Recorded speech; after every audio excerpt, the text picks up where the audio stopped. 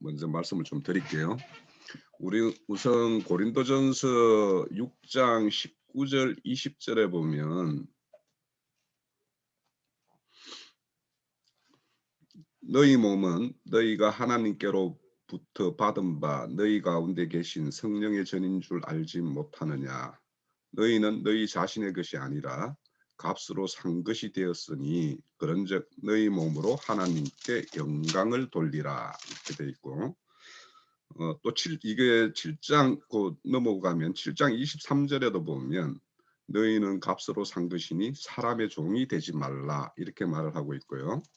또 우리가 이제 하나 좀 더 세워볼게요. 15장 고린도전서 15장 19절에서 32절까지 좀 29절에서 32절까지 읽어볼게요. 고린도전서 15장 29절입니다. 만일 죽은 자들이 도무지 다시 살아나지 못하면 죽은 자들을 위하여 세례를 받는 자들이 무엇을 하겠느냐? 어찌하여 그들을 위하여 세례를 받느냐? 또 어찌하여 우리가 언제나 이음을 무릅쓰리요? 형제들아, 내가 그리스도 예수 우리 주 안에서 가진 바 너희에 대한 나의 자랑을 두어 단언하노니 나는 날마다 죽노라. 내가 사람의 방법으로 에베소에서 맹수와 더불어 싸웠다면 내가 무슨 유익이 있으리요? 죽은 자가 다시 살아나지 못하면 내가 죽을 터이니 먹고 마시자 하리라. 이렇게 말씀을 해요. 자, 금방 우리 봤듯이 이 고린도 교회에 보내는 편지를 이렇게 보내는데 보면 초두에 이렇게 고린도 편지 보면 나는 개바파요, 뭐 나는 아볼로파요, 뭐 막 이렇게 나뉘고 있는 어떤 그 교회였죠. 그 교회를 위해서 이제 보낸 편지 중에 너희들은 값 주고 산 것이다. 이것이 바로 이제 그 속량의 어떤 그 실제가 이루어진 어떤 그런 고린도 교회의 어떤 지체들에게 보내는 편지였죠. 그런데 금방 봤던 29절에 보면 만일 죽은 자들이 다시 살아나는 일이 없으면 세례를 받는 것이 무슨 의미가 있겠냐. 그래서 이거를 이제 그 글자대로 보면 글자에 뭐 이렇게 어떻게 이렇게 보면 사람이 죽었는데 그 사람의 이름을 내가 대신해서 세례를 받으면 그 사람이 다시 이렇게 회복되는 것처럼 이렇게 기록된 듯해 보여요. 그죠? 이 문자대로 보면. 그렇지만 이제 이 의미는 실질적으로 여기서 죽은 자라는 것은 영적으로 죽은 자들을 이야기하는 거죠. 그래서 영적으로 죽은 자들을 위해서 그들의 세례를 위해서 그들이 주와 함께 옛사람은 죽고 장사 부활돼서 새 사람으로 이렇게 다시 거듭나 새 사람으로 사는 그것을 실현하기 위해서 바울 사도는 이렇게 정인의 어떤 삶을 살고 있어요. 그래서 그 죽은 자들의 어떤 세례를 위해서 내가 지금 이렇게 이음을 무릅쓰고 에베소에 있는 맹수들, 그러니까 에베소에는 그 당시에 우상 숭배를 하는 자들도 있을 것이고 또 예루살렘에서 내려온 그 유대교파 그런 율법을 이렇게 행해야 된다라고 하는 그런 사람들도 있었겠죠. 그런 자들과 이렇게 싸웠다라는 거예요.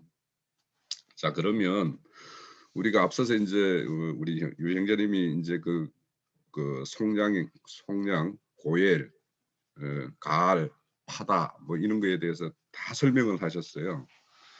그런데 이제 형제의 저당 잡힌 땅, 또 채무로서 종으로 팔려간 자, 그런 자들을 위해서 실질적으로 이제 바울 사도가 이렇게 하고 있는 거예요. 그들의 땅을 무르기 위해서, 또 그들의 어떤 종된 것에서 해방시키기 위해서 바울 사도가 이렇게 무르고 있는 것이죠. 이게 오늘날 우리 시대에는 이렇게 무르는 거예요. 네. 그래서 우리 레위기 25장에 가면은 땅이 팔려간 거, 또 종으로 팔려간 거 이런 것들에 대해서 건족이 이렇게 속량을 해야 되는 어떤 그런 의무가 주어져 있는 것이죠. 그래서 이거는 의무이면서도 권리예요. 그러니까 의무로 행하고 그 그거는 아무라도 아까 말씀대로 누구라도 아무나 할 수 있는 게 아니에요. 우선순위가 있어요. 가장 근족부터 시작이 되는 거예요, 그 권리는. 그러면 인제 우리의 가장 근족이 누구냐? 우리가 육신으로는 부모, 형제, 뭐 자녀 이런 것들이 되겠지만 인제 우리는 영으로 보면 우리를 낳으신 부모가 예수 그리스도고 그분이 우리의 어떤 가장 근족으로서 이렇게 행했던 것이 성경의 어떤 그 속량함의 어떤 이야기죠. 근데 이 속량함에 보면 출애굽기 13장 13절에 보면 초태생들은 다 하나님의 것으로 이렇게 되어 있어요. 하나님 걸로 이렇게 구별돼서 하나님께 드려져야 되는데 그 가장 그 불의한 음 제물로 뭐냐면 나귀 새끼를 이렇게 제시를 해요. 이 나귀의 어떤 불의한 첫 새끼를 "어린 양으로 대속을 해야 된다." 이렇게 이야기를 해요. 그러면 이제 우리 역시 하나님께서는 이렇게 세상에서 볼 때 이렇게 뭔가 가치 있고 이런 것들을 이렇게 대속하는 것이 아니라 예수님이 오셨을 그 당시에도 보면 창기, 죄인, 세리 이들을 이렇게 구속을 하셨죠. 그러니까 주님의 그 속량에는 그런 자들만이 이렇게 주님이 그런 자들만 이렇게 속량하는 것이 아니라 주님은 모두를 더 속량하기를 원하지만 주님의 어떤 부르심에 응답하는 자들은 세상에서 뭔가 이렇게 자기를 앞세울 수 있는 이런 자들은 그 부름에 응답을 할 수가 없는 거예요. 왜냐하면 겉으로 이렇게 드러나 보이는 것이 보면 초라할 수밖에 없잖아요. 자, 우리가 이제 그 교회에 우리가 모이는 어떤 집회 장소에 뭔가 세상에서 이렇게 뭔가 삐까뻔쩍한 데에서 장로다 뭐 안수 집사다 이런 사람들이 이렇게 와서 이렇게 보면 에게게 이렇게 할 거 아니에요. 예? 그러니까 우리 교회의 어떤 실상이라는 어떤 본질에 대해서는 알아보기도 전에 겉으로 드러나는 모양 보고는 '아이고 뭐 한숨만 쉬다가 이렇게 갈 수도 있는 어떤 그런 실상이에요.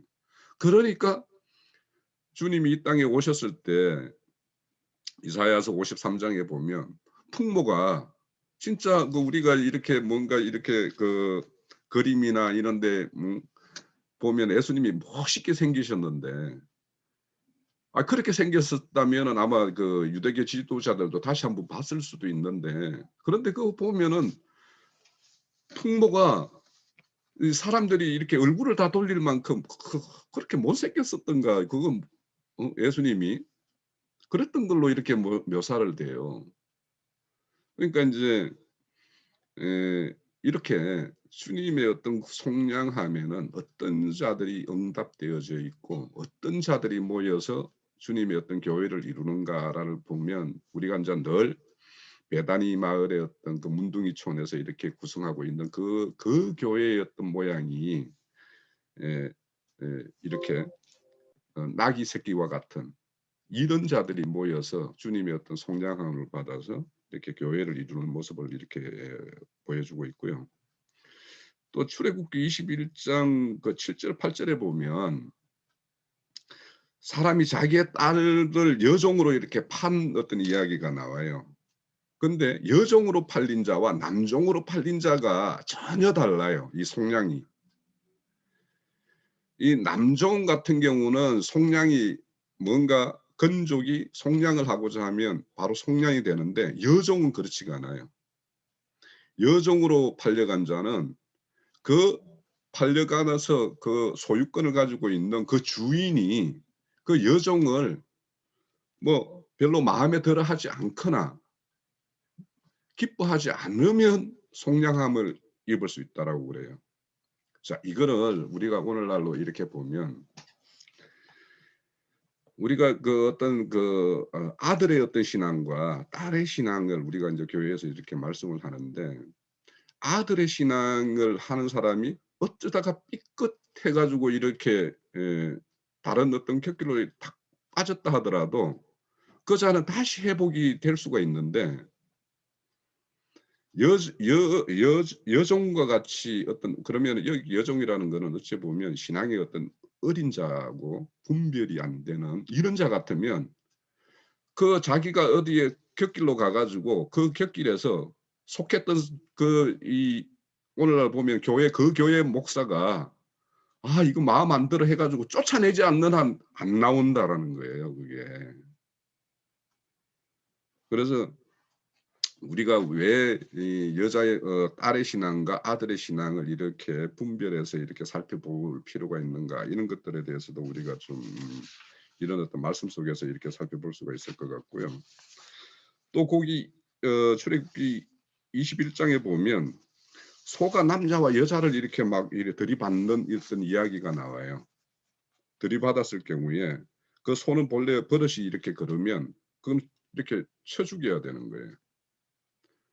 그리고 어 그것을 이렇게 온전히 이렇게 주인으로서 이렇게 책임을 다하지 못한 그자도 거기에 대해서 책임으로부터 자유하지 못해요. 그런데 거기에 인제 그 30 절에 보면 만일 속죄금을 부과하면 무릇 그 명령을 생명의 대가로 이렇게 지불을 하면 그 소를 이렇게 살리는 방법이 있어요.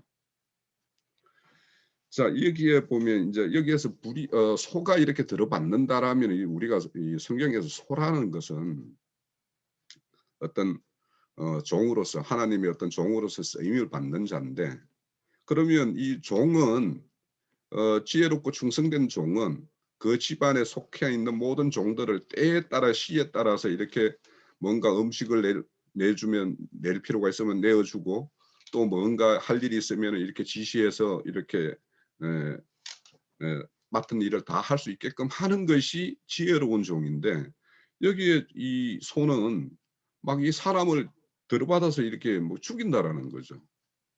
그러면 이것이 오늘날에 어떤 종들이 이렇게 사람을 이렇게 자기에게 이렇게 에 이렇게 뭔가 울타리 안에다가 이렇게 보호를 위해서 그들의 양육을 위해서 맡겨 놓은 그들을 이렇게 들이받고 이렇게 하는가 이런 걸 생각을 해 보면 오늘날의 어떤 그 불의한 어떤 어 목사나 신부 이런 사람들이 사람을 막 들이받고 이렇게 하잖아요. 그렇지만 그런 자들까지도 그러니까 예수님이 오셔서는 그렇게 행했던 그 유대 종교 지도자들까지도 그들을 회개하고 돌이키게 하는 속죄금으로 지불을 했어요. 그들을 위해서도. 그렇지만 그들이 그 속죄금을 이렇게 어 믿음으로써 이렇게 취하여서 '아 예수가 그리스도로 나의 어떤 속죄금이 되셨다.'라는 거 이런 걸 알고 주님 앞으로 나오느냐 하면 나오지 않거든요. 왜냐하면 그들이 이미 자신들이 그런 어떤 불의로 행했지만 그들이 이렇게 쌓아 놓은 것이 있기 때문에 그것에 인제 이렇게 안주하고 있는 어떤 그런 모습들을 이렇게 우리가 좀 살펴볼 수가 있고요.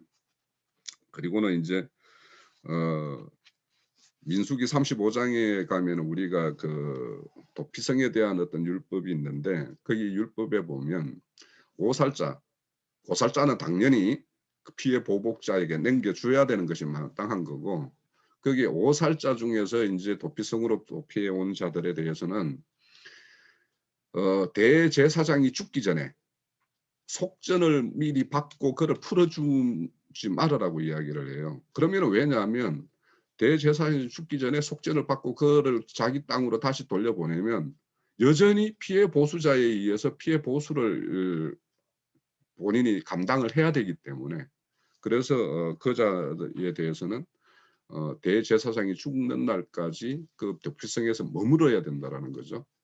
그게 오늘날로 이렇게 보면 그런 어떤 인간이 마련해서 이렇게 뭔가 속전이라는 거 하는 거 그거는 인제 구약의 우리의 어떤 희생 제물로 이렇게 드리는 제사와 똑같은 것인데 그런 제사는 온전한 것이 아니죠. 그런데 대제사장 멜기세덱의 반차에 따라서 오신 그 온전한 영원한 대제사장인 그분의 어떤 죽으심, 그분의 어떤 핏값으로 지불함으로 인해서 그 오살자들이 온전히 이렇게 해방되는 것들이 그 도피성에 나와 있어요. 그래서 이것도 인제 예수님이 이 땅에 오셔서 이루실 어떤 그런 구속 속량에 대한 어떤 예표로서 이렇게 말씀을 하고 있는 것이다라고 볼 수가 있겠고, 우리가 예수님이 이 땅에 오셔서 피값으로 이렇게 대속했다라는 것은 워낙 뭐 성경에 많으니까 그 중에서도 이제 히브리서에 보면 그 짐승 제사 이런 것들은 온전한 어떤 구속을 이루지 못하지만 죄 없으신 그분의 어떤 피는 단번에 영원히 이렇게 대속을 이루셨다라는 우리가 이런 말씀을 이렇게 볼 수가 있는데, 오늘 이제 우리가 그 속량에 대해서는 이제 우리 앞선 형제 자매님들이 잘 설명을 해주셨는데, 그리고 속량함을 받은 자들이 이 누리는 어떤 세계는 어떠해야 되는가에 대해서 이제 좀 그것만 이제 성경 말씀을 좀 찾아보고 좀 마칠게요. 저는 자 에레미야서 31장에 보면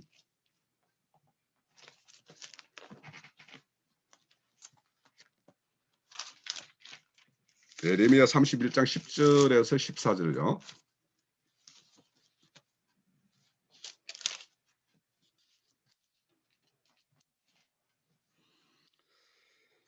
자 31장 10절에서 14절을 보면 이방인들이여 너희는 여호와의 말씀을 듣고 먼 섬에 전파하여 이르기를 이스라엘을 흩으신 자가 그들을 모으시고 목자가 그 양떼에게 행함같이 그를 지키시리로다. 여호와께서 야곱을 구원하시되 그들보다 강한 손으로 속량하셨으니 그들이 와서 시온의 높은 곳에서 찬송하며 여호와의 곧 곡식과 새 포도주와 기름과 어린 양떼와 솥대를 얻고 크게 기뻐하리라. 그 심령은 물된 동산과 같겠고 다시는 근심이 없으리로다 할지어다. 그때에 처녀는 춤추며 즐거워하겠고 청년과 노인은 함께 즐거워하리니 내가 그들의 슬픔을 돌려서 즐겁게 하며 그들의 이로하여 그들의 근심으로부터 기쁨을 얻게 할 것임이라.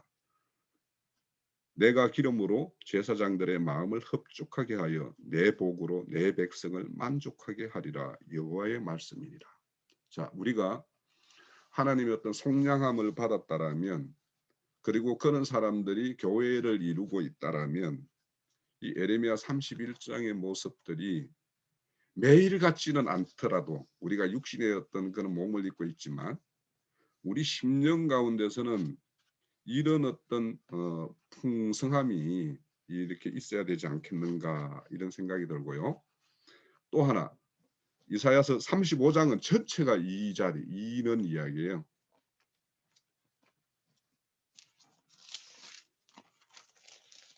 이사야서 35장입니다.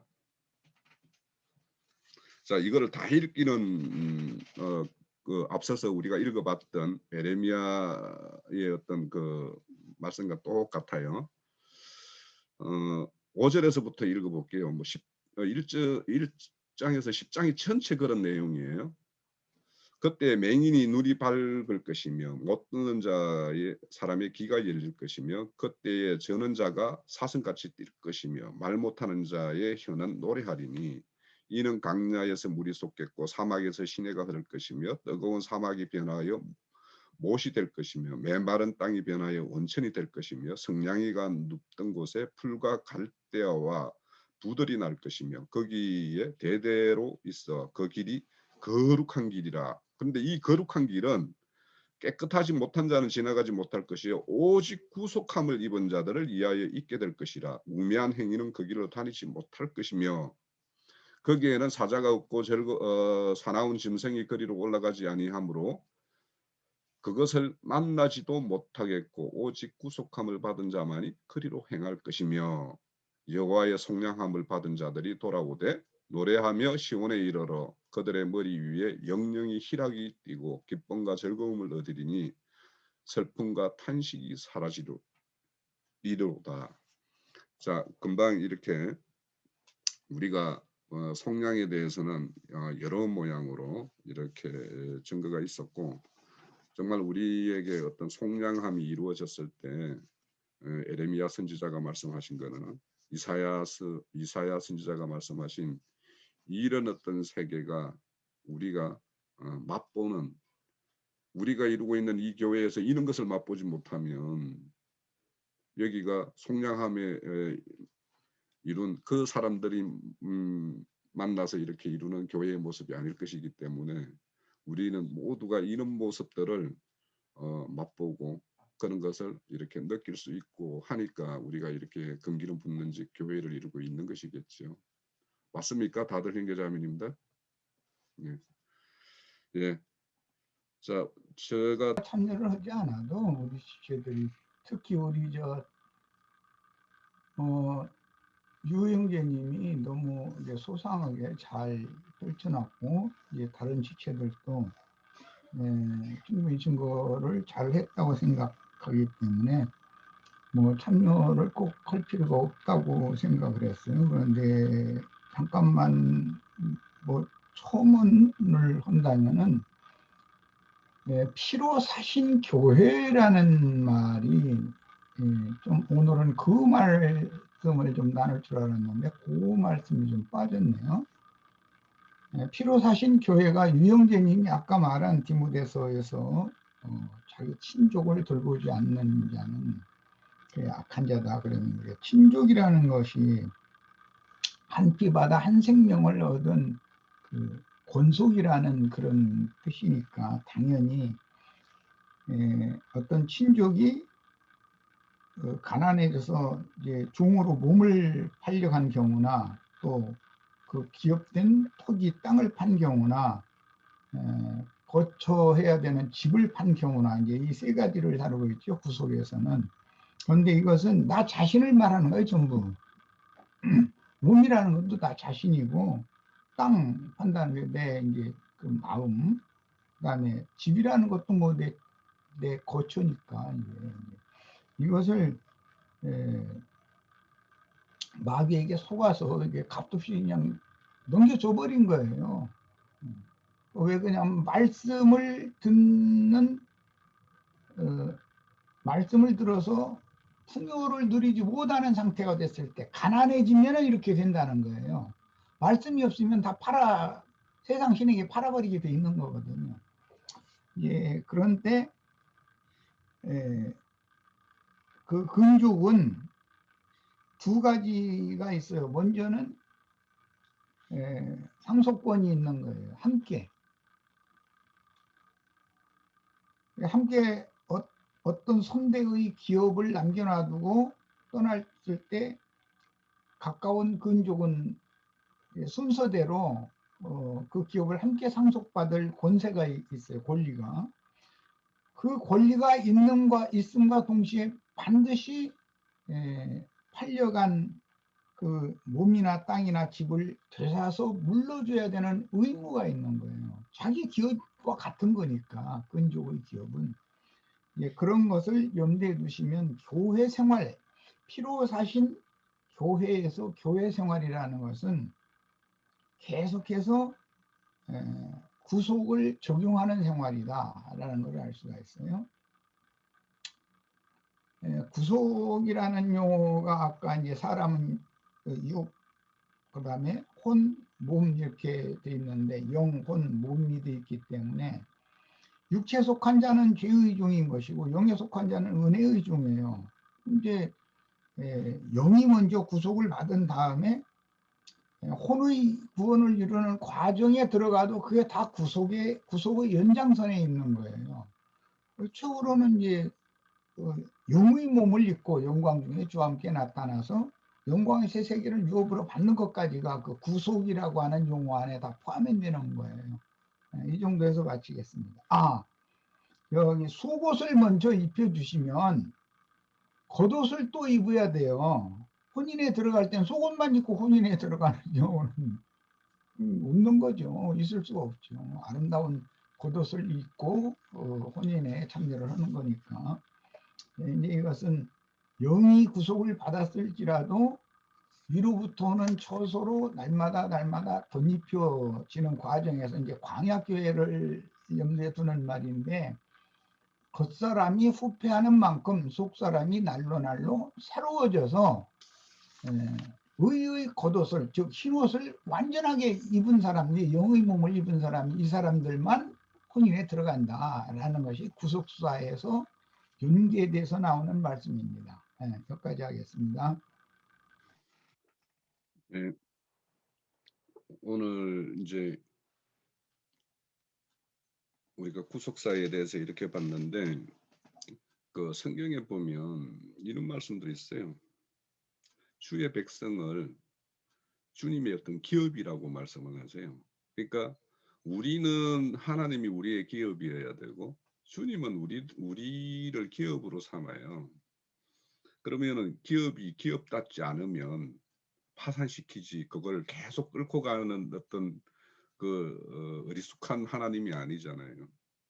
그러니까 우리가 이런 어떤 속량이다, 구속이다 이런 거에 대해서 지난주에도 이제 말씀 우리가 오늘 이제 시작할 때도 은혜라는 어떤 찬양을 듣고 이렇게 했지만 모든 구속과 이렇게 구원의 모든 과정은 다 은혜로 되어지는 것인데 그 은혜 가운데에서 우리에게 이렇게 우리가 봤던 오늘 속량하는 거에 보면 건족으로서 우리에게도 우리의 어떤 책임이 있는 것을 우리가 오늘 이렇게 발견할 수가 있잖아요.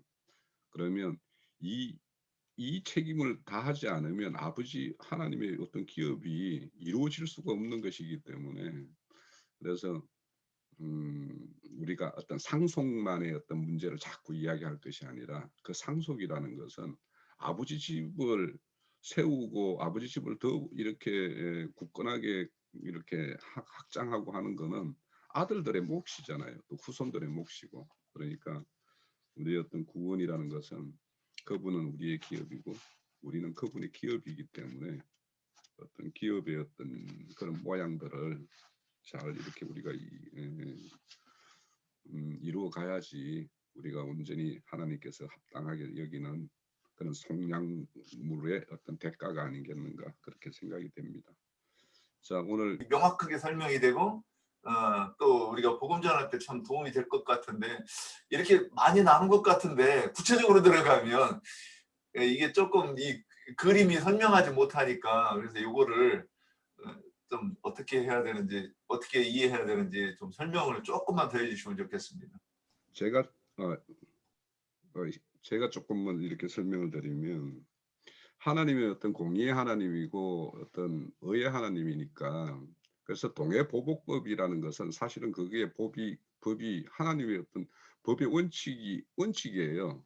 그런데 그거보다도 더 앞서서 세우는 것이 뭐냐면 그분의 어떤 자비와 국률과 은혜라는 법이 그게 이제 그거보다 더 상위의 법이기 때문에 그러니까 당연히 피해 보수를 받고 그렇게 해야 되는 것이 마땅하지만 하나님은 살리는 법도 또 예비하신 것이 도피성의 법이란 말이에요. 그러면 도피성의 법이라는 것은 우리 성경에 보면 은수 갚는 것은 하나님에게 속한 것이라고 이런 말씀이 있죠. 그러면 우리 계시록 6장에 보면 성전 제단 안에서 신원하는 자들이 있어요. 그러면은 그 신원하는 자들이 그 주님이 그때 보면은 너희 친구 종들이 그 수가 찰 때까지 기다리라고 그러죠. 그러니까 언젠가는 다 보수를 해요. 그 최종적인 보수를 은수 갚는 건 어디에서 하냐? 그리스도의 심판 때에서 하고 또 백보자 심판 때에서 하는 것이죠. 그래서 실질적으로 그 주님께서는 온전한 보수자이기도 하고 우리의 구속자이기도 하고 그런 것이 아닌가 뭐 이렇게 생각이 되어집니다. 예, 제가 질문하는 걸 지금 이제 딱 이 질문 떨어뜨리고 나서 제가 이제 좀 또 오는 게 있습니다. 근데 여기서 고살자가 그러면 고살자가 누구인가를 이렇게 봐야 될 것 같아요. 마저 죽은 사람도 있고 고살자가 있고 도피성에 들어가요. 그러면 그 고살자가 나인가 아니면 다른 사람을 얘기하는 것인가?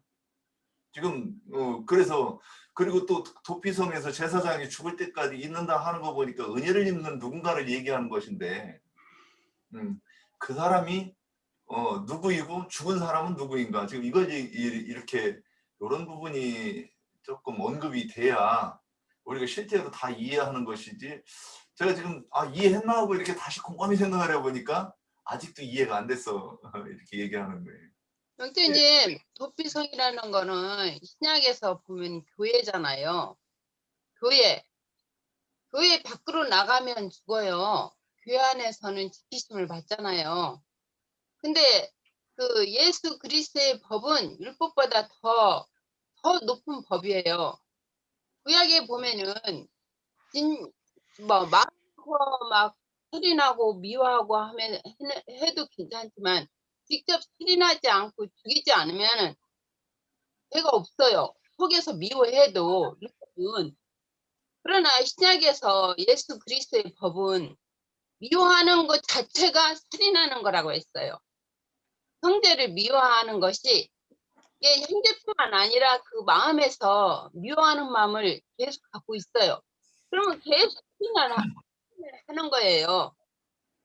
이게 이제 돌이키면은 주님 앞에 그걸 돌이키면은 그 사람이 살 수 있지만 계속 돌이키지 않아요. 계속 미운 마음을 갖고 있으면 계속 살인하는 거예요. 그 사람은 사함을 받지 못해요. 그러니까 우리 개인을 각자로 볼 게 아니라 고살자는 나의 옛사람, 육에 속한 사람, 그 부분을 말하는 거고, 교회 안에서 이제 하나님 말씀으로 들으면서 사람이 바뀌잖아요. 살리는 법이기 때문에 도피처는 교회가 되는 거면서 교회 생활 하다 보면 하나님에 대해서 알지 못하던 것들이 처음에는 육의 사람으로 들어왔지만 점점 빛이 들어오면서 말씀 들으면 밝아지잖아요. 눈을 뜨게 되고 이렇게 되면 새 사람이 되니까 이 부분을 말씀하시는 부분으로 저는 이렇게 받아들여서 이 부분을 조금 말씀드리고 싶었어요. 다른 부분은 다 얘기가 나왔기 때문에 개인으로 봤을 때 나의 옛사람과 나의 새 사람에 대해서 말하는 부분이다라고 드리고 싶었습니다. 네. 자, 그러면 이제 근족은 이제 구체적으로 누구예요? 근족이 복수를 하는 근족이 어떻게 복수를 한다는 것인지. 예수님이 복수를 해 주시고 예. 교회 생활로 들어왔는데 그 예전에 이제 범죄했던 거를 사함 받고 교회 생활로 들어왔잖아요. 들어왔는데 어찌 하다가 이 자기 뭐 여러 가지 여건과 사정에 의해서 그 교회를 바깥으로 나가면은 마귀 사단은 늘 노리고 있죠. 주님의 보호를 못 받으니까 죽임을 당할 수밖에 없는 거죠. 그런 형태가 우리가 신앙하면서 되잖아요. 그러나 이제 또 그 세상 교회 사람들은 그 마귀 사단이 교회까지 안에 들어와 가지고 오히려 그 주님의 몸된 교회를 버려버리기 때문에 그건 귀신의 집이 돼버린 거고, 또 우리는 진리 안에 있는 주님의 몸된 교회로 들어왔지만 이 몸된 교회 생활을 버리고 바깥으로 나가면 그건 죽임을 당할 수밖에 없는 거죠. 보호를 못 받으니까.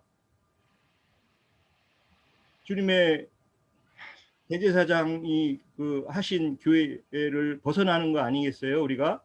또 이제 거기서도 그래서 아까 시므이와 요압 장군의 경우는 그 대제사장 대신 다윗을 배반하는 그런 경우가 되는 거죠. 그래서 주님의 몸된 교회 안에 있어도 구원을 제대로 못 이루고 사망으로 가는 그런 것을 예표하는 거고, 교회 안에서도 어떤 그 배반이 있을 수 있다는 거죠. 교회 안에서도. 옥경자매님, 그림으로 이해를 할 수 있죠. 옥경자매님 푸셨죠? 네. 네, 제 생각에는 그 도살자도 나 자신이고 그게 대해 죽임을 당하는 자도 나 자신이고, 그러니까 내가 죽음을 당하는 대상이 될 수도 있고 내가 상대방을 다른 사람들을 죽이는 자가 될 수도 있는 거예요. 어쨌든 그 도피성에 들어가야 살 수 있는데, 그럼 윤영재님이 그러면 근족이 누구냐 이랬는데 우리 근족은 예수님이죠. 예수 그리스도죠. 그런데 우리가 현실에서 실생활에서는 그러니까 예수님의 참 제자 종을 보내셔서 우리한테 붙여주시는 거죠. 그래서 그를 통해서 원수를 갖게 되는 거죠. 그러니까 예를 들면 우리가 건기름집에 라영제님을 만나서 우리가 말씀을 배우고 우리 영이 자유로워지는 것처럼, 그러니까 제 생각에는 그래요. 근데 지금 도피성을 나누다 보니까 제가 좀 뭐랄까 질문이 생기는데, 도피성은 그 요단강 그 이편에 세 개가 있고 요단강 저편에 또 세 개가 있는데, 그러면 도피성을 6개의 도피성 중에서 어느 한 곳에만 가서 도피를 해가 있으면 되는 건가? 아니면 6 도피성을 우리가 다 거쳐야 되는가? 이게 좀 질문을 드리고 싶고요.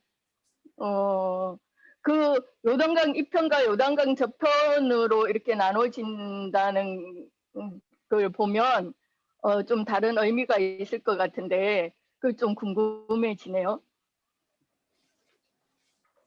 저도 뭐 말씀 조금 답은 뒤로 하고, 저는 교회 안에서 도피성에 들어가서 아까 윤 형제님이 원수를 어떻게 갚느냐 이거를 물었기 때문에 하는데, 저는 로마서 13장에 나오는 그 8절에서부터 10절까지 얘기에 율법의 완성이 사랑이라고 그랬잖아요.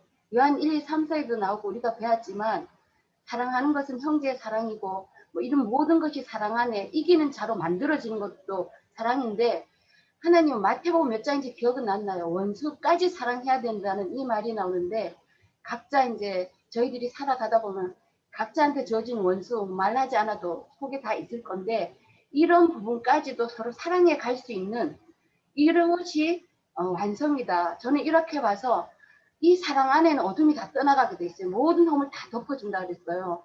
저도 아직 부족해서 그런 부분이 아직 이루어가려면 멀었지만, 이 사랑만큼 좋은 것이 없다. 이것이 하나님의 법이라서, 그래서 사랑이 완성이라고, 율법의 완성이라 이 말 했던 말씀이 기억이 나서 말씀드리고요. 뭐 옥경자매님이 한 거 저기 서편과 동편에 이것은 나 형제님이 말씀해 주시기를 바라고 여기까지 맺겠습니다. 예, 제가 조금만 더 요 도피성 얘기가 재밌는 거를 부분을 좀 말씀드릴게요.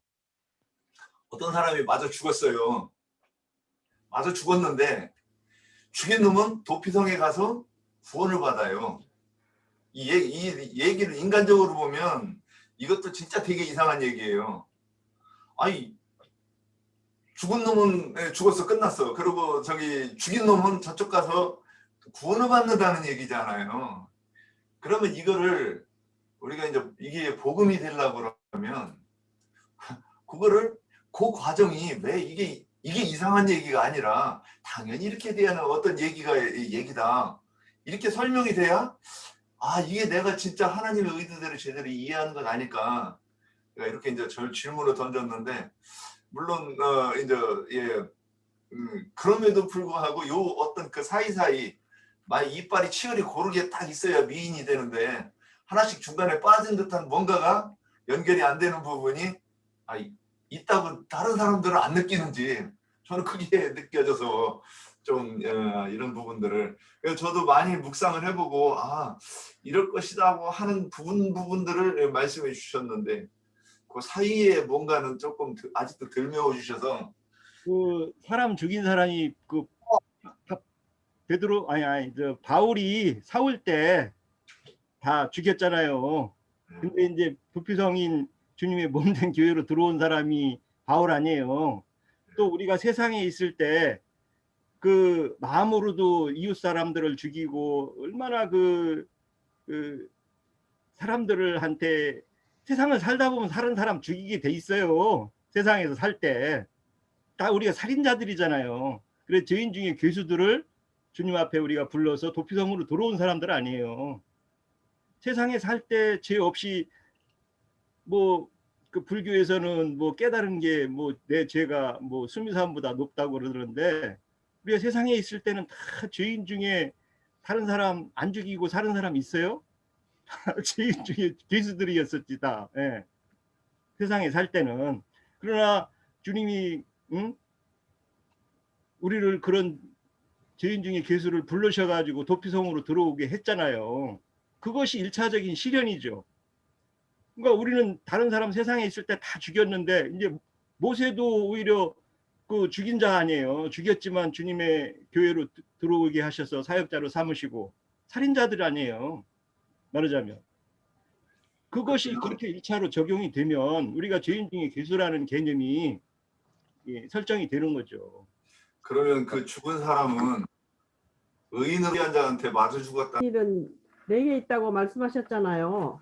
그러니까 그 모든 것들을 모든 원수며 뭐 미움이며 그 모든 것들을 하나님 앞에 맡기면은 편할 것 같아요. 예. 또 리나 자매님.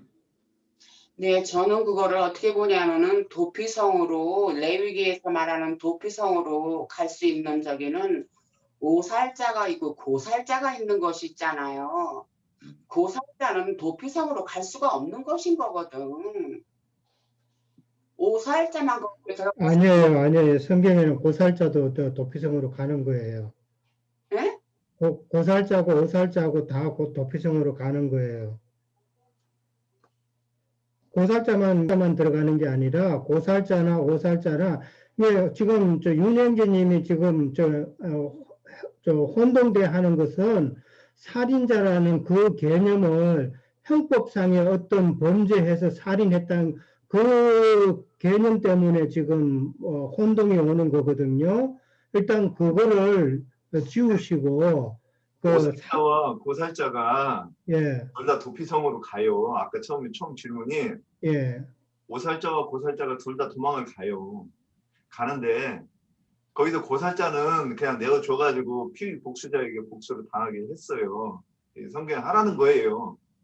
그랬는데 여기서 이제 그 죽은 사람 이야기가 나오고 죽인 놈 이야기가 나오는데 죽인 사람은 가서 이 도피성에 가서 이 구원을 얻기도 이 대제사장이 죽기까지 있다가 자기 고향으로 가서 이 구원을 받는다는 얘기잖아요. 은혜를 받는다는 얘기인데 지금 그러면 우리 형제님들이 지금 이렇게 저한테 설명을 이렇게 시원하게 못 해준다고 하는 거는 이 부분이 이게 지금 복음으로 다 이해가 됐는가 제가 의문이 드는 거예요.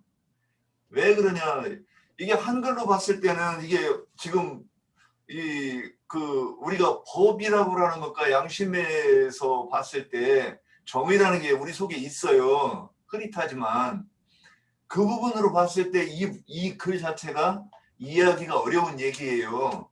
어려운 얘기인데 그러면 우리가 이제 평상시에 들은 얘기들은 지금 다 나왔어요. 저도 다 들은 얘기고 기억하는 얘기고. 그런데 제가 지금 질문하는 것처럼 그런 어떤 그 죽은 사람은 누구고 이 고살자는 누구고 그럼 이 고살자는 누군지 우리 알 거예요. 예. 그러면 또 오살자도 그러면 나는 거기서 나는 오살자인가 고살자인가 맞아 죽은 사람인가 지금 이 부분을 성경에서 우리 김자매가 저는 얘기한 부분이 저도 그렇게 생각을 해요. 내가 오살자일 수도 있고 고살자일 수도 있고 맞아 죽은 사람일 수도 있고 그런데 오살자가 되어서 도피성에까지 가가지고 이거를 알아듣기 쉽게 이거를 설명을 못해 이렇게 설명을 해가지고는 전도를 받는 사람들이 이 복음을 이해할 수 있을까? 우리끼리도 지금 해가지고 제가 지금 못 알아듣는데 이게 복음을 듣는 사람들이 이해된다고 하면 아마 지금 우리가 갖는 것처럼 막연하게 희미하게 이렇게 이해할 수밖에 말하는 사람이 그거밖에 안 되는데 듣는 사람은 어떻게 더 명쾌하게 이해할 수 있을까? 이런 생각이 드는 거예요. 그래서 저기 고살자나 오살자가 다 도피성에 들어갔을 때 때는 말씀이 레위기 어디에 있어요? 오살자는 그 도피성에 민수기 35장에 보면 그 도피성에 대해서는 가장 그 자세하게 설명이 되어 있어요. 그 보면 이제 오살자나 고살자나 다 이렇게 도피성에 가지만 그 도피성에는 또 그 성의 어떤 그 제사장들이 이렇게 그 도피해 오는 사람들의 어떤 판단을 해서 이거는 고의성을 가지고 이렇게 죽였다라고 하면 피해 보수자에게 내어줘서 은수갚게 하고 오살자에 대해서만 그 도피성에서 피난하는 동안 생명을 보존을 받는 거거든요.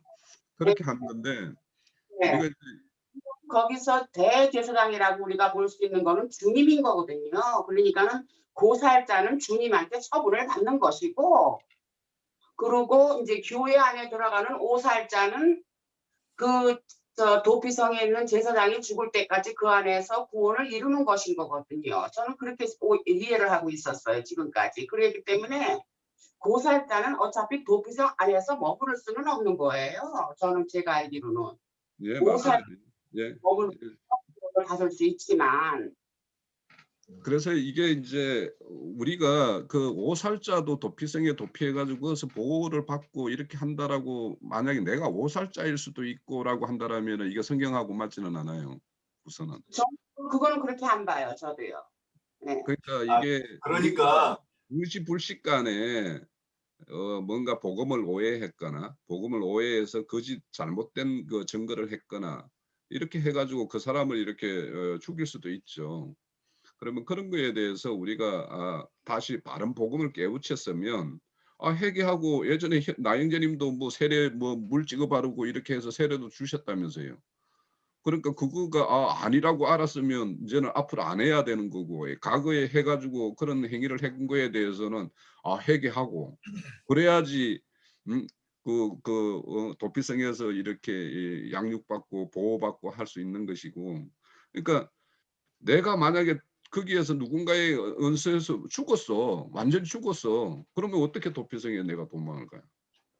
거기에서 그냥 그 생명이 지금 완전히 죽은 거는 지금 거짓된 교회에서 교회 생활을 하다가 거기서 그렇게 맞춰진 자들이면 그 사람들은 그냥 그렇게 죽은 것이지 그 죽은 자가 어떻게 도피성에로 도망을 와요? 잠깐만요. 여기서 지금 우리가 오살자니 고살자니 이 피살자니 이거를 얘기할 때 첫 번째는 성경을 읽는 모든 사람들을 두고 봐야 된다고 봐요. 저는 그렇기 때문에 그러면 지금 거기에는 애굽에 있는 사람도 있고 광야에 있는 사람도 있고 가나안 땅에 있는 사람이 지금 다 이걸 보고 있는 거예요. 성경을 보는데 어떤 사람이 죽었어요. 근데 지금 그 이후로 이제 그 성경을 보면서 지금 이제 우리가 얘기하는 거잖아요. 그러면 그 상태에서 어떤 사람이 저는 이제 잠깐만요. 고살자에 대해서 제가 이해하는 거는 저는 이렇게 그 부분에 대해서 들은 거는 없어요. 그런데 고살은 어떤 것이냐? 우리가 이제 어떤 진리를 아는 사람한테 진리를 들었어요. 진짜 복음을 들었어요. 그랬는데 그것이 그렇겠네. 저거 이해가 되네. 이게 들렸어요. 그럼에도 불구하고 내가 먹고 살기 위해서거나 또는 내가 받아들이지 않는 그 어떤 고집으로 인해서 옛날 것을 주장하고 마음속에 캥기는 것도 있어요. 늘. 혹시 내가 오해했으면 어쩌지? 그러면서도 교회에서 집사나 장로의 직분이 있고 목사의 직분을 가지고 있기 때문에 계속 그거를 그냥 주장하고 가르친다는 거 이거를 오살이라고 저는 이렇게 표현하고 이해하고 그 다음에 오살은 뭐냐? 그 목사의 가르침을 들었기 때문에 내가 진리를 들은 적이 없기 때문에 이거 분별할 수가 없는 거예요. 하나님이 계시도 내가 받은 적이 없고 또는 어떤 사람이 진리를 전하는 것도 들은 적이 없어서 내가 그렇게 그 말이 맞겠네 하고 하는 기회가 없었어요. 그러다가 보니까 이게 진리라고 생각하고 사람들에게 가르쳤는데 결국에는 그걸 들은 사람이 죽었다는 얘기를 하는 거죠. 자, 그러면 이렇게 오살과 고살을 이것도 이제 뭐 맞는다고 치고 그러면 고살한 자는 다시 그 히브리서 6장에서 그랬지 않습니까? 다시 그러면 이게 또 어쩌면 또 좀 더 여기 와서 말씀을 들어가지고 이 말씀을 많이 들었는데도 불구하고 다시 돌아간 사람도 있을 거예요. 그런 사람이 다시 옛날 걸로 가르치는 것을 이걸 오살이라고 그러고 그런 사람은 다시 회개케 할 수 있는 기회가 없다는 말씀과 도피성까지 도망왔어도 그 사람 다시 용서받지 그냥 복수자에게 내주어서 그냥 살해되게 한다고 하는 얘기인가라고 이렇게 보는 거예요. 그런데 이제 여기서 제가 이제 이렇게 아까 저는 이런 부분을 이제 이렇게 빼놓고 나서 이렇게 질문을 드린 거예요. 형제들이 이 부분을 어떻게 이해하는가. 저도 이거 뭐 이해한지 안 한 건지도 모르겠고, 그 다음에 중간에 아직도 이렇게 딱딱 정리가 덜 되는 부분들도 있고, 그래서 도피성 얘기하기가 아직도 조금 힘들어요. 아까 김자매가 얘기했듯이 요단 2편에 3곳, 저편에 3곳 그러면 이쪽에, 예, 그러니까 광야에서도 사흘길을 가고 뭐 가나안 땅에서 사흘길을 더 가야 된다는 얘기인가, 이런 식으로 이렇게 생각은 해보지만 그렇다고 얘기할 수 있도록 계시가 없었기 때문에, 그래서 많은 부분들이 아직도 이해 안 된 부분이 있지 않는가, 제가 이렇게 생각했습니다. 동의는 해요. 요단 2편하고 저편은 이제 지역적인 면에서 그렇게 분배를 해서 모든 사람이 다 도피성을 피할 수 있는 그런 위치적인 면으로 나는 그렇게 이해를 해왔어요. 이 편이나 저 편은. 그러니까 모든 사람이 다 갈 수 있는 그런 장소를 분배를 하기 위해서 동편, 서편을 다 도피성을 준비하신 걸로 나는 그렇게 지금까지 그냥 봐왔는데. 자, 우리 그 지체들 뭐 더 말씀 나누고자 하는 거 없어요? 너무 재밌네. 윤영재님이 질문 하는 소리 가만히 듣고 보니까 네, 재밌는 주제를 내놨네. 원수 갚는 것은 내게 맡기라는 말씀은 다 여러 지체들이 했고, 성경에는 죄가 있고 범죄가 있어요. 죄라는 것은 마귀 인격이다 해가지고 이제 하니까 우리 윤영재님이 굉장히 반기를 들고 그게 무슨 소리냐 하고 이제 질문을 많이 한 적이 있는데 그게 이해가 됐기를 바라는데, 죄는 마귀 인격이에요. 그 대신 의는 하나님의 인격인 그리스도를 말하는 거예요. 자, 고살자라는 말이 나오고 오살자라는 말이 나오는데, 고살자라는 말은 거짓 교리로, 즉 이제 사탄의 사자인 거죠. 설교를 해가지고 마땅히 살려야 되는 영혼들을 죽이는 짓을 하는 자들이 이게 고살자들이에요. 말하자면 이게 쉽게 표현하자면 신부님, 목사님들이 전부 고살자들이에요. 카인의 길에 행하는 자들이다 그랬어요. 그들은 다 제사문제로 죽임당하고 그런 거예요. 지금 말하는 것은 세상에서 누구를 죽이고 살리고 지금 그 얘기가 아니에요. 그 다음에 오살자라는 것은 믿는 이들이 이미 믿은 사람들이에요. 지난 제도를 사면받은 사람들이고, 믿는 이들이 육신의 연약함을 인해서 흠결이 또 나올 수가 있어요. 그래서 진리를 모르고 행하는 범죄가 있고, 하나님의 말씀을 내가 너무 잘 안다고 자신하고 있는데 오해해서 안 경우죠. 이제 가인의 길에 행하는 자들. 그래서 진리를 사실은 모르면서 아는 채 하는 것은 고살자 노릇을 하게 돼 있어요. 항상 나는 진리이신 하나님에 대하여 아는 것이 너무 부족하다. 혹은 나는 소경이다. 나는 치료가 필요하다. 이런 사람들은 육신의 연약함으로 인해서 범한 죄들이지만 진리가 밝아지면은 깨닫게 마련이고 그 다음에 돌이키기 마련이에요. 그 용서를 받는 거예요. 그런 것이 죽은 자였는데 무덤에 있는 자가 하나님의 아들의 음성을 듣고 살아났다. 그 아브라함 믿음이라는 죽은 자를 살리는 믿음이 첫째이니까, 영적으로 죽이는 자가 있고 영적으로 죽은 자를 살리는 자가 있어요. 그 문제를 잘 생각하시면 돼요. 자, 그 말은 사역은 두 가지가 있다 이거예요. 선악을 알게 하는 나무 실과를 따먹은 사람들이 그것도 아는 거니까 마귀 하나님을 참 하나님인 것으로 오해한 거예요. 너무 확신 있게 다른 사람들한테 주입시킨 거죠. 생명을 흘러내서 사람을, 죽은 자를 소송시키는 것이 목적이 아니고 자기가 알고 있는 것을 너도 나의 견해, 나의 아는 것을 무조건 받아들여야 된다, 이런 식이에요. 주입식 교육이라고 그래요. 세상에서도 주입식 교육. 그건 다 설교를 듣는 영혼들을 다 죽이는 거예요. 그래서 교회 안에서도 너무 교리적으로 뭐 히브리어가 어떻고 헬라어가 어떻고 이런 것을 해서 주지시키려고 상대방이 이해를 시키는 것이 아니라 그냥 강요해서 주입시키려고 하시면 안 돼요.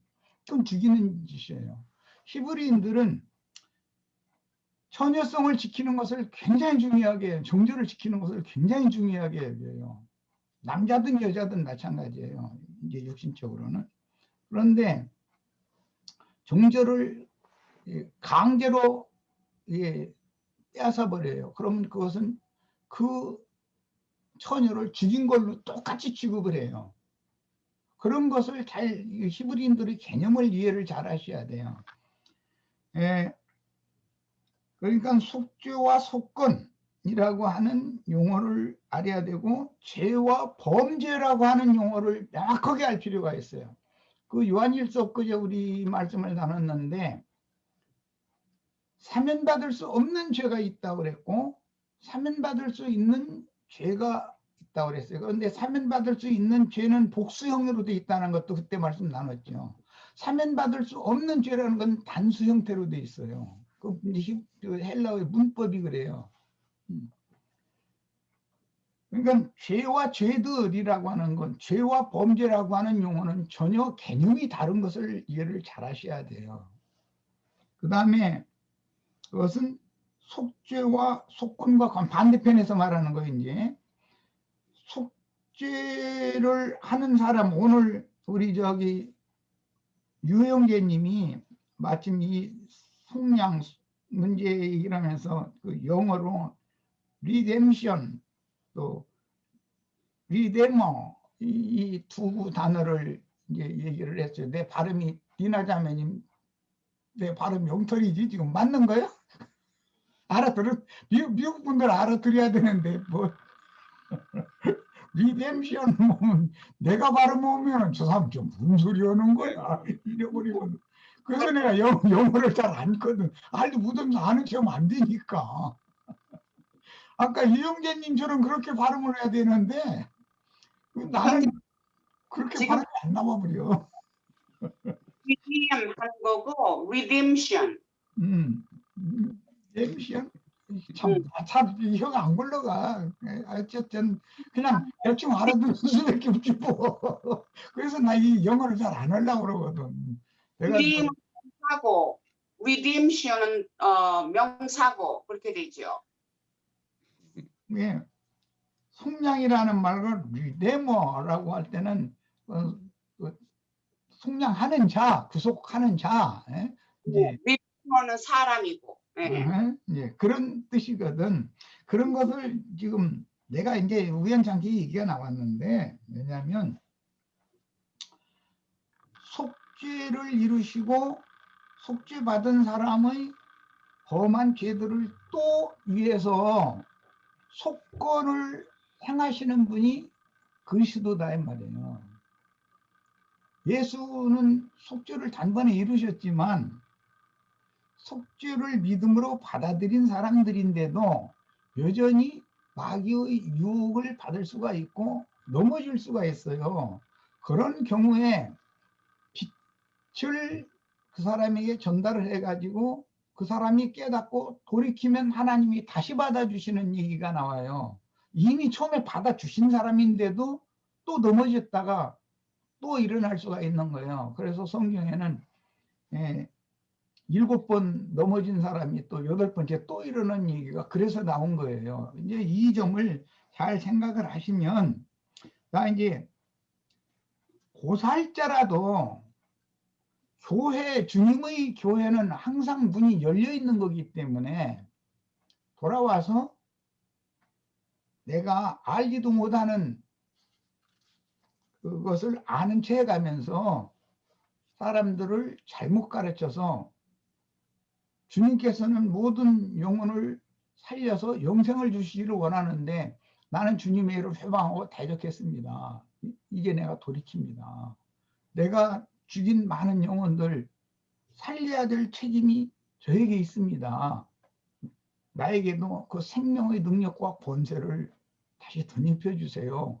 그렇게 하면 그 사람, 세상 교회 목사하던 사람, 주님이 교회에서도 목회를 잘 할 수 있는 사람으로 주님이 얼마든지 쓰실 수 있어요. 아까 이게 기령객님이 말한 살인자였던 사울을 바울로 만들어 쓰시는 경우예요. 얼마든지 이게 가능한 거예요. 그 다음에 이제 고살자라는 건 뭐 문자대로 그냥 고의적으로 살인을 저질렀다 그러는데, 사실은 고의적으로 살인을 저지르는 사람은 이제 세상 법정의 이야기인 것이고, 그 사람이 뭐 살인을 할 의도가 있었느냐 이런 걸 따지잖아요. 법정에서, 세상에서. 그런 것처럼 그리스도의 몸된 교회 안에 사람이 돌아올 때는 그 사람의 회개가 진실한 회개냐라는 것을 반드시 놓고, 그 도피성 안에는 대제사장이 이제 순회를 해가면서 이제 심의를 하는 것이고, 도피성 안에는 제사장들이 이제 장로들과 함께 토론을 하는 거예요. 그 문 앞에서 내가 이런 사고가 있어서 내가 사람을 죽였습니다. 문 앞에서 소리를 지르면 질문을 하는 거거든요. 그럼 거기에 대해서 질문에 답변을 해보고 그 답변을 듣고 나서 최종 판단을 내리는 거예요. 그런 도피성의 재판법에 따라서 너희 말로 너희가 심판도 받고 너희 말로 용서도 받는다. 이게 말로 죽고 사는 게 결정하는 거예요. 그것이 다만 믿음 것뿐만이 아니라 입으로 시인을 반드시 하게 만드는 거예요. 예수님이 예를 들어 뭐 소경이나 문둥이나 뭐 이제 많은 사람들 고쳐주는 얘기를 할 때 내가 너에게 무엇을 해주기를 어떻게 해주기를 원하느냐 하고 꼭 물어보잖아요. 그것은 예수님이 그게 재판석이거든요. 그 사람의 말을 들어보면 이 사람이 진실로 회개를 한 사람인지 가짜로 입에 붙은 소리를 하고 회개한 채 하고 있는지를 점검을 하려고 그런 것이거든요. 이런 것을 잘 생각해 보시면, 아, 도피성 문 앞에서 이르러서 자기의 저지른 죄과를 고하면 성 안에서 당직 그 제사장이 물어보는 거예요. 성루에 그 파수 보고 있던 사람이 그 경위에 대해서 물어보는 거예요. 그런데 거기에서 거짓말을 하면 이 사람은, 이 장로는 딱 알아보는 거예요. 그럼 거기에 대해서 질문을 또 하겠죠. 그래가지고 이제 그 뒤쫓아오던 그 원수 갚는 자에게 이제 내줘서 죽게 만드는 것은 시간을 오래 끓는 거예요. 질문이 길어지는, 거짓말에 자꾸 더하면 문이 문 안에 들어올 수 없는 거예요. 그동안에 뭐 추적자는 계속 쫓아오는데 뭐. 그러니까 한마디 혹은 길어봐야 두 마디로 이 사람은 진실하게 회개한 사람이다라는 것이 입증이 돼야 되는 거예요. 그런 것 보고 거듭난다라는 것은 회개하고 복음을 믿으라, 항상 이렇게 돼 있어요. 신약 복음에는. 그냥 복음을 믿으면 구원을 받는다라고 돼 있는 게 아니에요. 회개를 하고 그 다음에 복음을 믿으라. 그리하면 너와 내 집이 구원을 얻는다. 항상 이 단계가 있는 거거든요. 그것에 대해서 판단은 도피성 성 안에서 근무하고 있는 그 제사장이 하는 거예요. 이 문제는 여기까지만 하고, 이제 우리 옥경 자매님이, 아니 요단 동편에도 있고 서편에도 세 성읍씩이 있는데 6성읍을 다 돌아다니다가 해야 구원을 받는가? 6성읍 돌아다니다가는 잡혀 죽어요. 3구로 대로를 만들어 가지고 이스라엘 전역에서 동편에서도 3구로 대로를 만들어 가지고 오살자가 신속히 도망갈 수 있도록 새롭고 산 큰 길이 준비가 돼 있는 거예요. 거기로 그 대로를 따라서 도망을 가면 신속히 도망가라 이 말이죠. 그러니까 도망을 가서 섣불른 말을, 나도 알도 못하는 말을 괜히 중언동언했다가는 잡혀 죽어요. 쫓아오는 사람도 대로로 쫓아올 거 아니요. 이런 것은 계시록에 보면 저희 주께서 예비하신 곳이 있다고 그랬어요. 그곳은 대로로 해서 어느 곳에서든지, 신약 성도들은 이제 요단 서편인데 신약 성도들이라도 어느 곳에 있을지라도 성령과 신부가 오라 하시는 그곳으로 신속히 도망갈 수 있도록 가장 가까운 최단 거리에 길이 나아져 있어요. 그게 새롭고 산 길이라는 거예요. 예수님이 그 길을 열어놓으신 거예요. 거기에 오면은 나의 믿음이 진실한 여부를 이제 증거를 해야 되거든. 무슨 사유로 내가 이렇게 살인을 저지르고 왔습니다. 그런데 내가 살인한 그 사람의 근족이, 복수자가 내 뒤 바짝 쫓아오고 있습니다. 나를 불쌍히 여기셔서 문 좀 열어주세요. 할 때 그 사람이 말하는 태도나 모든 이 재판장들은 그의 말만 듣는 것이 아니라 그의 심중 영을 살피는 것이거든. 말은 떠듬떠듬하지만 그 영이 진실한 영이다, 미로부터 거듭난 영이다 싶으면 알았다고 얼른 들어오라고 하고서 대문 딱 열어주는 거예요. 그 뒤쫓아서 그 보수자가 왔어도 그 다음에 원수 갚는 것은 하나님께 맡겨야지 당신이 친히 원수를 갚으려고 하지 말아라 라고 최종 선고를 하면은 그 사람 돌아갈 수밖에 없는 거예요. 하나님이 원수를 갚아준다는데 뭐라 올 거예요. 예, 이런 것이 그 도피성 율법이라는 거예요. 여기 오늘 우리 홍영재님 민수기 35장 이야기를 했는데, 민수기 35장이 도피성 율법을 제일 정확하게 잘 이해하기 쉽도록 설명을 해 주셔요. 여호수아서에도 나오고 레위기에도 나오고 민수기에도 나오는 말이지만, 동편의 세 성읍은 구약 백성들도 예수 그리스도 안으로 다 죄인들이잖아요. 예수 그리스도 안으로 신속하게 도망갈 수 있도록 대로가 다 닦아져 있어요. 신약 백성들도 예수 그리스도 안으로, 예수 그리스도 안으로 도망간다는 말은 구약 성경에는 성전으로 들어가는 것을 말한 것이지만 신약 성경에는 교회 안으로 들어갈 수 있는 길은 닦여져 있다 이거예요. 그런데 문제는 살인자들도 자신들의 그 짐승의 몸을 세우면서 자신들이 하나님 위해서 충성하고 사역을 한다고 하니까, 그런데 진실한 주님의 종들은 뱀의 낯을 피하여 저희 주께서 예비하신 그곳으로 사람들을 불러서 복음을 전하는 사역을 하기 때문에 사탄의 사자들도 사역을 하게 마련이고 그리스도의 종들도, 즉 증인들도 사역을 하게 마련이에요. 그러면 이제 도망가는 사람도 어디로 도망가야 하는지는 본인이 알고 도망가야죠. 도피성을 정확하게 알고 도망가야 되는 거죠. 아무데나 도망가서 나 좀 숨겨달라고 이렇게 한다고 해서 되는 일이 아니거든요. 그래서 그 계시록에 보면은 세속교계 사람들이 의지하고 있었던 산과 바위 틈과 뭐 이런 데 숨어가지고 나를 덮어주고 나를 가려달라고 막 호소를 하는데, 그때 그들은 덮임을 받거나 가려줌을 받지 못하고 다 죽이는 얘기가 나오잖아요. 그게 최종 심판인 것이거든요. 네, 여기까지 하겠습니다.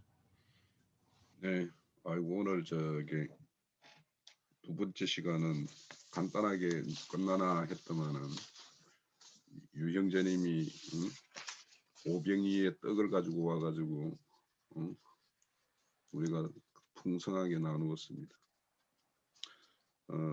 끝으로 이제 같은 속량함을 받은 자들이 시온산에 올라가서 새 노래를 부른다고 그랬어요.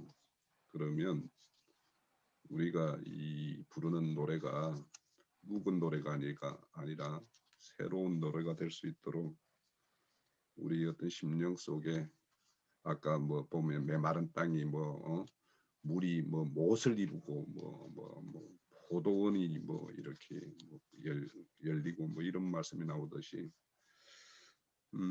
오늘 우리의 도피성의 그 대로는 인터넷으로 그냥 접속하는데 한 5초면 접속할 수 있는 이런 대로가 열린 시대에 우리가 이제 건기름 붓는 집이 그런 대로의 길을 열어놓고 있어요. 그러니까 이 길로 잘 안내하셔서 많은 분들이 오셔서 완전히 그 생명의 어떤 보호를 받을 수 있도록 그렇게 합시다. 자, 오늘